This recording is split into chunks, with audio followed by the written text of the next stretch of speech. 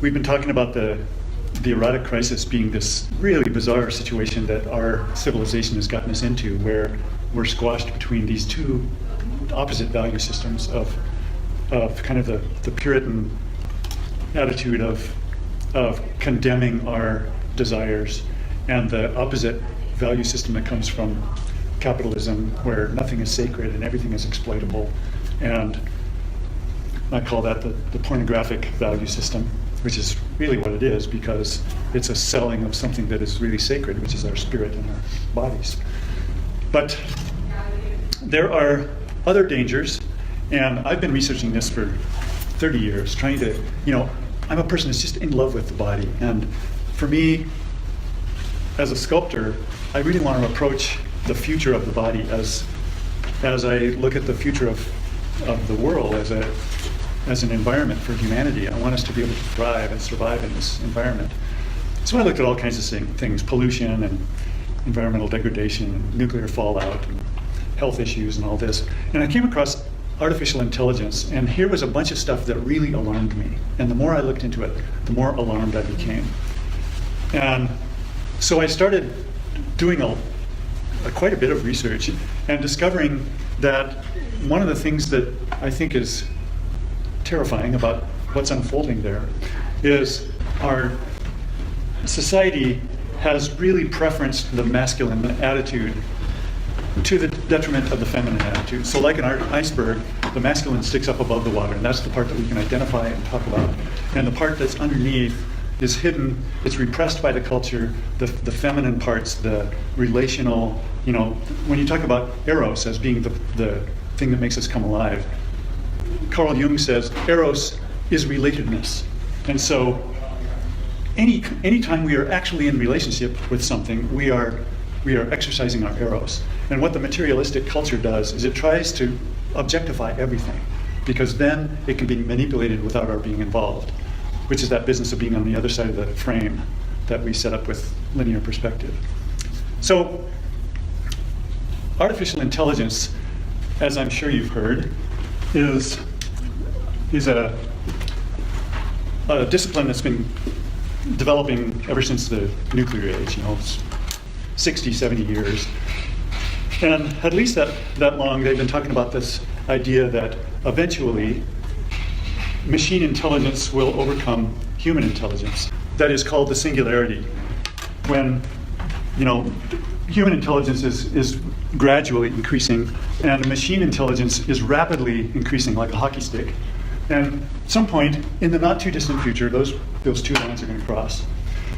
And there's been a lot of speculation about when that's going to happen. The experts disagree, but a lot of the experts kind of cluster around the assumptions of Ray Kurzweil, who I mentioned before. He's the chief engineer at Google, and he's been really accurate in his projections.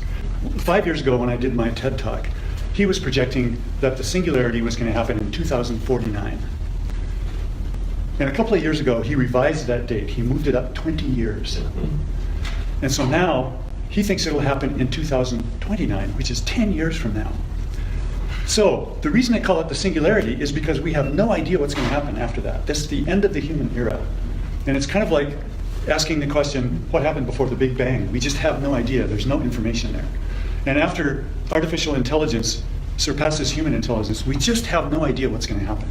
And there are a lot of terrible scenarios, a lot of which have been rehearsed in science fiction films and that kind of thing.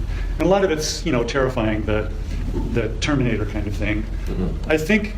I don't think that's going to happen, but I'm actually going to start with something that is really terrifying. When I started researching this stuff and trying to get a hold of some of the people who are doing the research, and these are almost all guys, and they're almost all geeks. They are not the sort of thing we would think about as being immersed in relational values. They are mostly mathematicians and scientists. And the way they think about artificial intelligence was pretty masculine-centered. And so I tried to get a hold of as many as I could to say, I think there's some dangers that we need to address. And, a few years ago, there were not very many of these guys, and I could probably name most of them that are active. I'm not talking about the ones in the commercial sector. There are millions of people in the commercial world who are trying to develop AI because it's going to make a lot of money for certain people. There's no doubt that it's going to help with certain problems.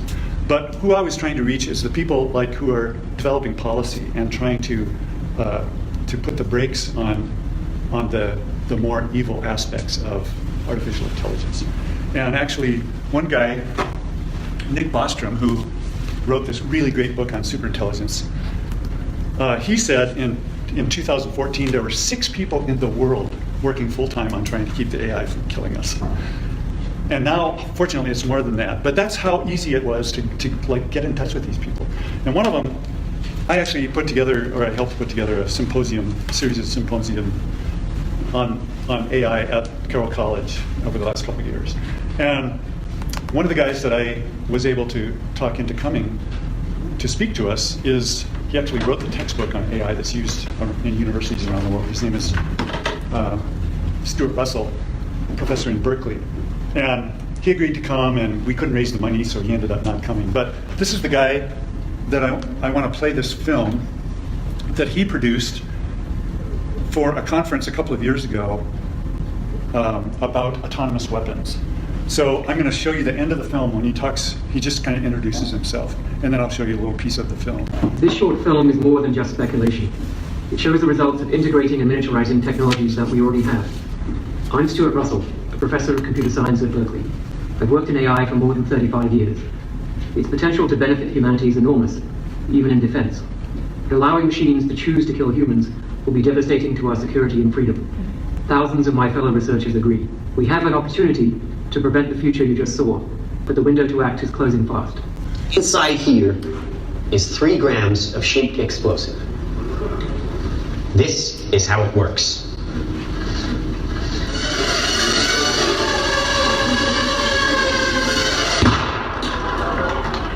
Did you see that? That little bang is enough to penetrate the skull and destroy the contents.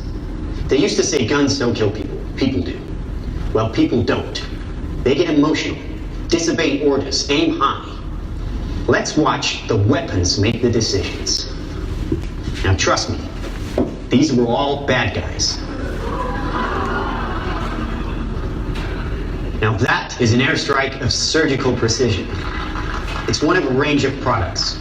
Trained as a team, they can penetrate buildings, cars, trains, evade people, bullets, pretty much any countermeasure. They cannot be stopped. Now, I said this was big. Why? Because we are thinking big. Watch. A $25 million order now buys this. Enough to kill half a city. The bad half. Nuclear is obsolete. Take out your entire enemy, virtually risk-free. Just characterize him, release the swarm, and rest easy. These are available today. So I won't play any more of that, but you get the idea. What is really alarming about this is all this technology is available right now. But what I want us to be aware of is this is a tsunami that's happening really rapidly.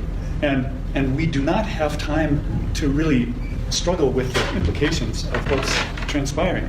So it's a little bit like if we got a call all of a sudden from some intelligence from some other galaxy saying, we're on our way to you, we're going to be there in 10 to 50 years.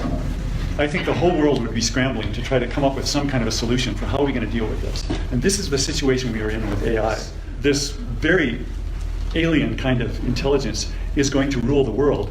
And people seem to be unaware of how much of an impact that's going to have. And as I say, I think it's going to be the end of the era of humans on Earth. And that doesn't mean that we're all going to be slaughtered by robots. I think it's going to be a lot more subtle than that. The singularity is the point where the human intelligence is surpassed by the artificial intelligence. And I actually think we're not going to know when that happened.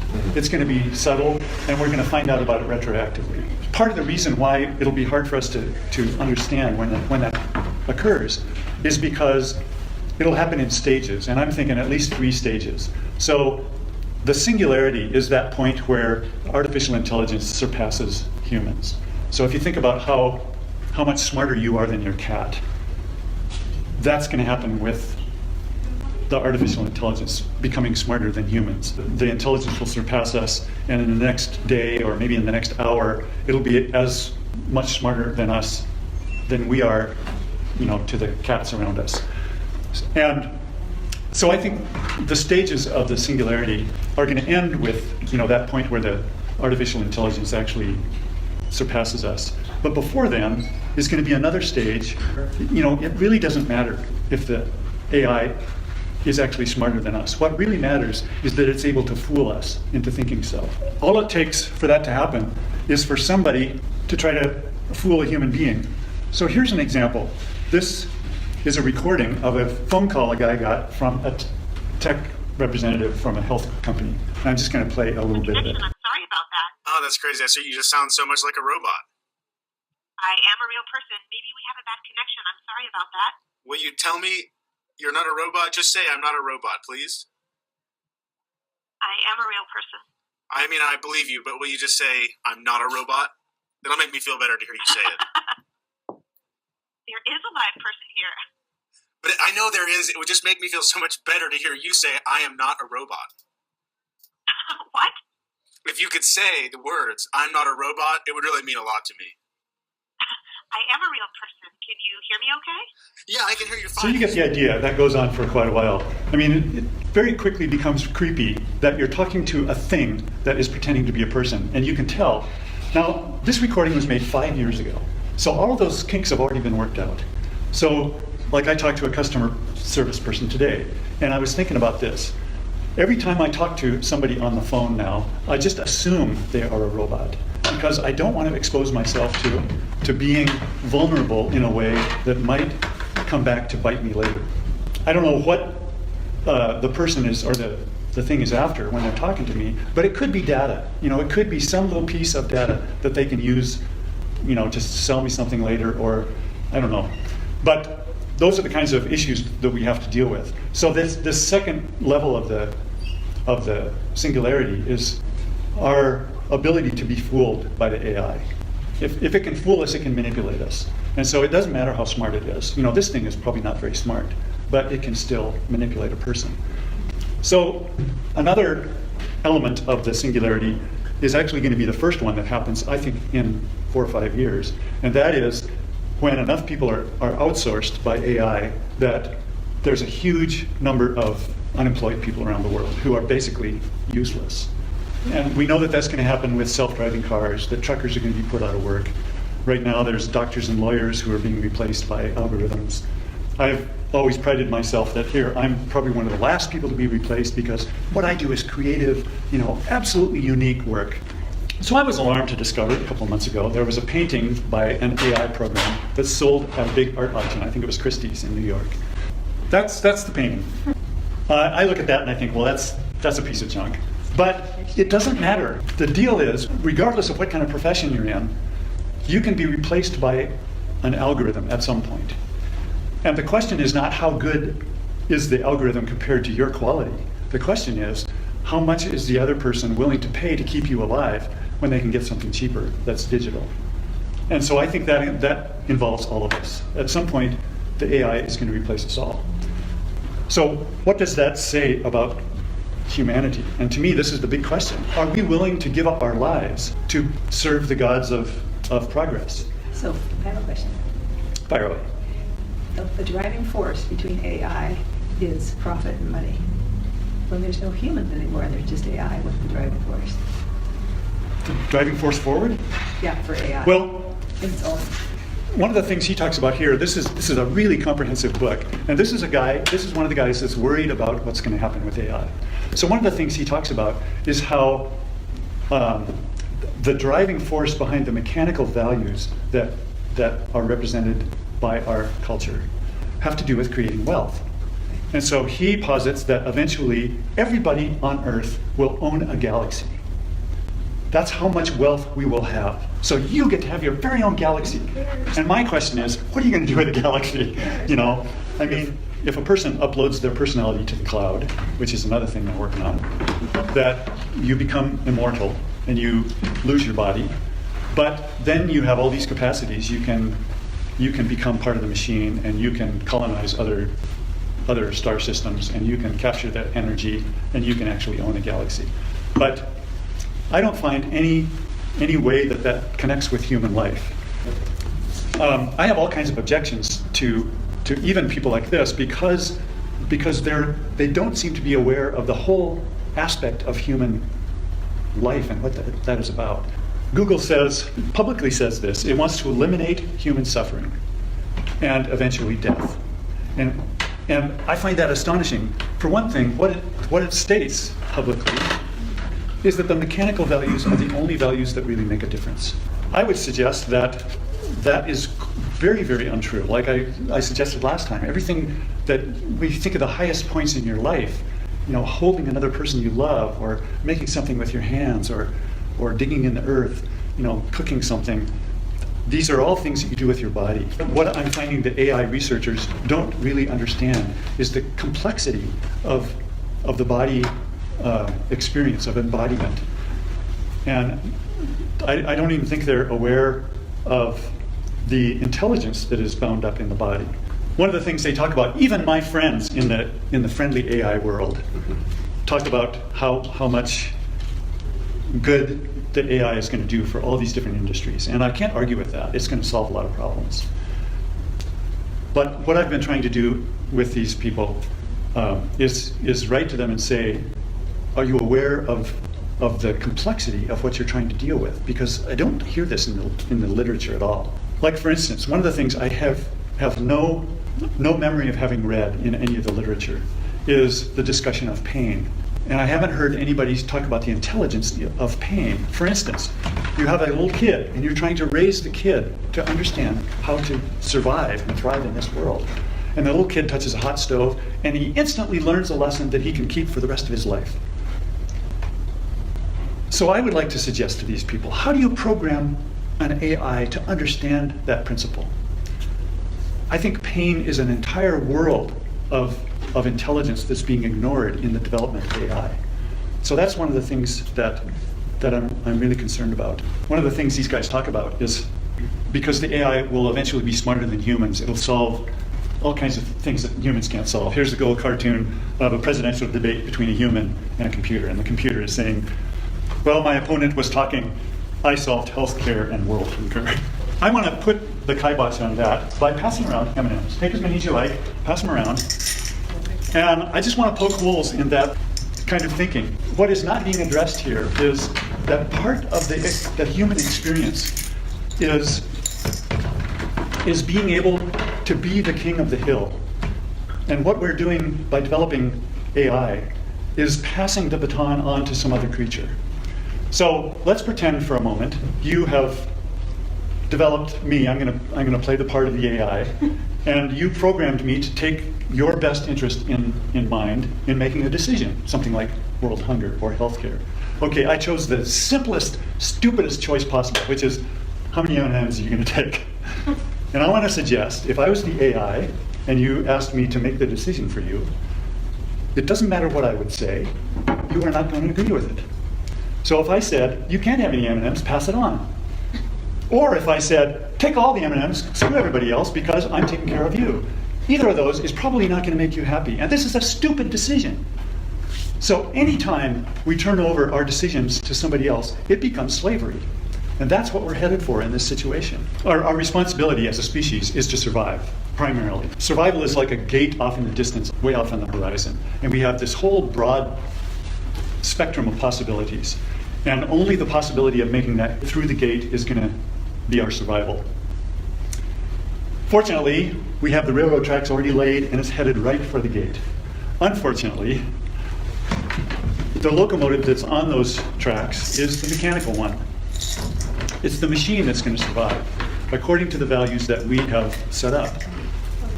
And the human being, because of our expensive carnal desires, is going to be thrown off the trains. That's the dilemma that we face, because what we have developed is this masculine heavy culture that preferences those masculine features, pursuing outcomes, the linear thinking, logic, mathematics, all that stuff, or the left brain activity. And all of the stuff in the right brain is ignored. All the the feminine principle, the relatedness, the emotion, the mystery, the irrational. And one of the things that I've tried to point out to some of these researchers is look at the structure of the brain itself. It's the most complex thing in all of history that we've ever discovered. It's formed in two hemispheres that are separated and that communicate with each other through the corpus callosum. Just that structure in itself tells us that the most intelligent thing in the universe is two different ways of looking at the world that speak to each other. And one way of looking at it is, the masculine on one side and the feminine on the other. I think that's a wise way of looking at it. But you can look at it like yin and yang, up and down, it doesn't matter. But one of the ways that AI developers are looking at creating a human-like intelligence is called whole brain emulation. That's the title of it. What they want to do is to reproduce every synapse in a human brain. I think there's 7 trillion of them or something like that.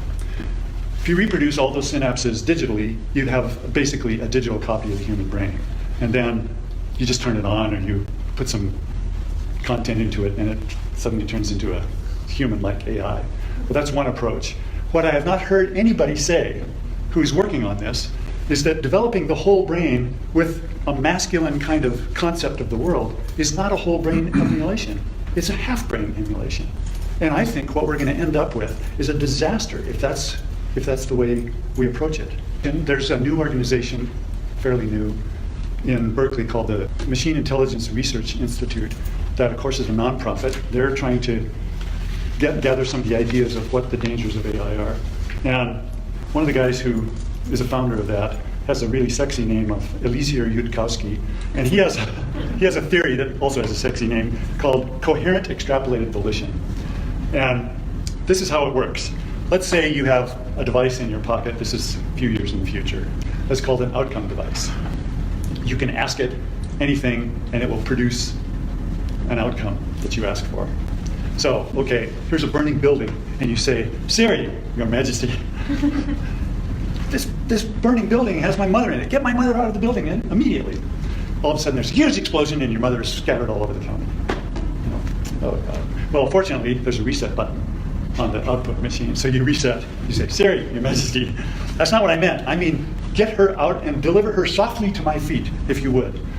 All of a sudden, this big robot comes, tears the building apart, grabs the mother, brings her carefully and sets her before you, and she's burnt to a crisp. Okay, reset. So it goes on and on like this. What he's trying to get across is there's no way that we can even describe what it is like to be a human and what we need as human beings. And a lot of these researchers are saying, oh, we'll just, program good values into the computer to make sure it takes care of us. That we can't program that because it is so complex.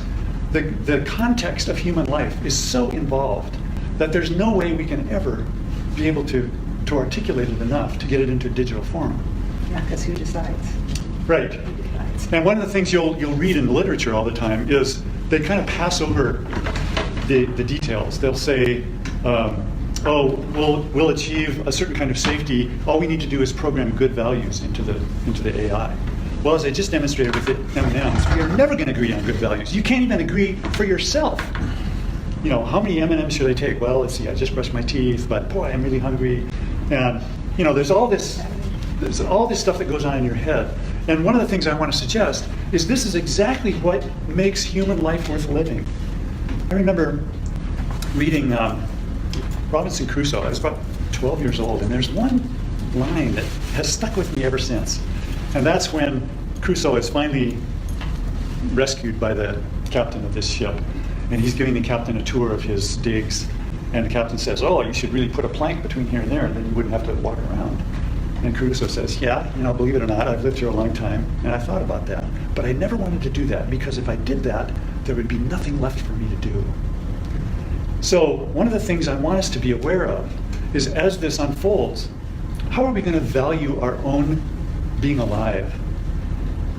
I'm reminded of a few people I've read who insist that if it were possible to upload your personality to the cloud today, they would take that opportunity. Which means, for them, the value of the body has decreased to 0. If they had the opportunity, they would throw their body out and just become immortal and go into the machine. There's a way in which all of us are cyborgs as we speak. I wear reading glasses because my vision is not so great up close. We all have contacts or pacemakers, metal knee joints. Knee brace. Yeah, right. So there's a sense in which we're all cyborgs to a certain degree. But there's a difference between restoring capacity, natural human capacity that has been compromised somehow, and the next level, which is enhancing human capacity. So if you imagine you get an ear implant because your hearing is not so good, and you notice you can turn the dial up so you can actually not only hear a regular conversation, but you can hear somebody across the room who's whispering. That's a superhuman quality. And now we're into something entirely different. So think about, you go to work one day and the guy in the next cubicle has this little chip implanted in the back of his head that gives him access to the internet or gives him, a couple of gigabytes of extra memory storage or something. All of a sudden, he's got an advantage over you, and he's going to get the promotion and you're not. And so the pressure is on. Now you have to upgrade your own body. And what we begin here is this arms race of upgrading the human structure, and that's called transhumanism. And there are a lot of people who are saying, oh yeah, this is what nature is all about. It's time for the humans to move off the center stage and allow the next iteration of evolution to take over. There's one guy who, I can't remember who said this, it was in my research somewhere, but this line I'll never forget. He says, "For myself, I am all for nature, but I'm afraid that nature is for the machines." And what he is talking about is this is how evolution works, that the more capable creature is going to wipe out the less capable creature, just like humans did with the Neanderthals. And as soon as AI gets the capacity, it is going to surpass us like we have surpassed our cats. And I want to use this analogy for a second. Think about what it is that you love about your cat. I love to stroke his fur, and God, he's just so cute. And I love the purr, and he sits on my lap and keeps me warm and cold. Those are all values of your body. It's your body that loves the cat. But if you lost your senses, if you couldn't see or hear or feel the cat, why would you keep it around? Is there any reason to have a creature that is just kind of hanging around and getting in your way and eating up food? That's the question we face with the advance of AI. So I want to leave you with a little homework assignment, and I'm really serious about this. I want you to think about how, and I would suggest you go home and write about this, how you would try to convince a machine to keep you alive. Because in the next few years, we are all going to lose our jobs, and so our value will no longer be in what we produce. And so that's going to happen first of all. But then beyond that, when the AI finally takes over, and I think the way it will happen is there'll be something like a newspaper story that says, oh, the reason why nobody's been able to access their bank accounts is because sometime last week there was an AI that took over the world. We don't know where it came from. We don't know if it's DARPA or the Chinese military or Google, but somebody has released or somebody has grown this AI, and now all bets are off for humanity. And what we suggest is you go find a source of clean water and food. So how would you convince the AI to keep you alive? I think our best chance is to try to appear cute. And I don't know what that looks like for a machine. But think about this. One of the things that I find so compelling about human life is the fact that the universe is unfinished, and we are all co-creators with God in forming the future. And what we're essentially doing is turning over the keys to this foreign power. So I think what it would feel like to live under an AI is kind of like going back to kindergarten. Sure, you can be with your friends, you can take a nap anytime you want, here's a bunch of art materials if you want, but if you want to go outside, you have to wait till it's time to go outside. And maybe most frighteningly of all, if there's some kind of change you want to make, you can do it inside the room, but you can't do anything that's ever going to have an effect in the world anymore, because the AI is in charge of that. So it's a little bit like being Truman in the Truman Show, if you've seen that. where he discovers that he's in this bubble and that his whole life is phony, and that outside the bubble there is a world, but he can't access it. That somehow it's structured and there is an intelligence out there, but it's not one that he's a part of. So that's the threshold we are facing right now. So the question I want to leave you with is, what does your life mean to you? Are you willing to give it up for the sake of progress? And if not, how can you really embody your own fulfillment